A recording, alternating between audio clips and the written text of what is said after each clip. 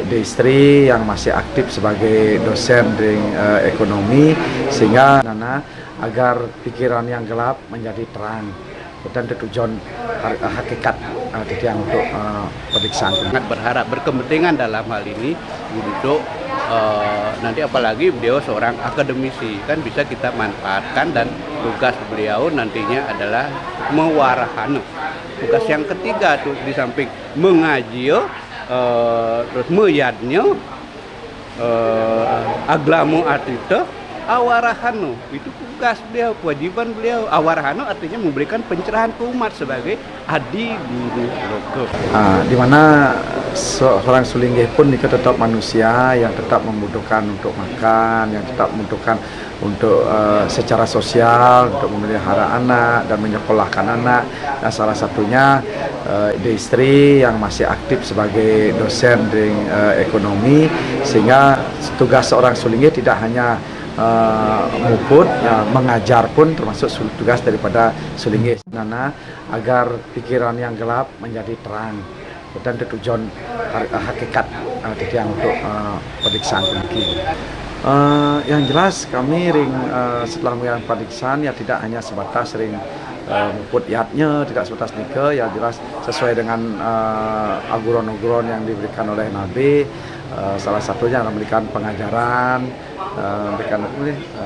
berikan penerangan sebagai sang ada penadahan upadesa, ngelok kepala seraya, sang petirtan sebagai penyucian, melakukan surya swana untuk ngastiti jagat, untuk ngastiti makhluk hidup alam semesta gitu. Mungkin harapan ke depan seperti kondisi seperti di Bali sendiri, mungkin terjadi polemik menanggapi itu seperti apa? Ini. Jadi dia harapkan untuk dengan nanti ke depannya jelas sarana upakara dengan 3 kerangka umat Indonesia, yaitu tako upakara, tako susilo upakara niki supaya lebih seimbang, jadi tidak berat sebelah, tidak hanya sekedar di upakara, jadi kita harus dari sesananya juga harus seimbang dengan tatwonya gitu, dengan keseimbangan itu sehingga terjadi keharmonisan di antara kehidupan manusia gitu. Tadi juga disinggung masalah masih mempunyai seorang anak, bagaimana mengatur waktu itu seperti apa?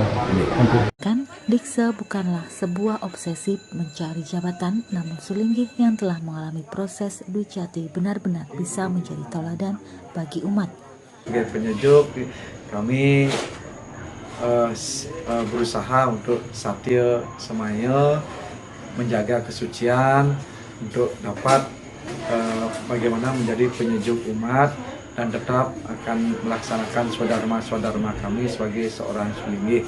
Dan mohon dari semua pihak juga kami berharap tetap, walaupun kami sudah emas sebagai sulinggih, mohon tetap diberikan tuntunan agar kami dapat melaksanakan swadharma kami sebagai seorang sulinggih. Untuk medsos, saya rasa Nike bagai pisau bermata dua, satu bisa menyebabkan untuk membunuh diri sendiri, dan satu lagi untuk mencelakai orang lain. Dan kami sebagai seorang sulinggih tetap tidak akan berusaha untuk tidak menggunakan media sosial, terutama seperti Facebook atau hal media lain, untuk supaya tidak terjadi hal-hal yang tidak diinginkan.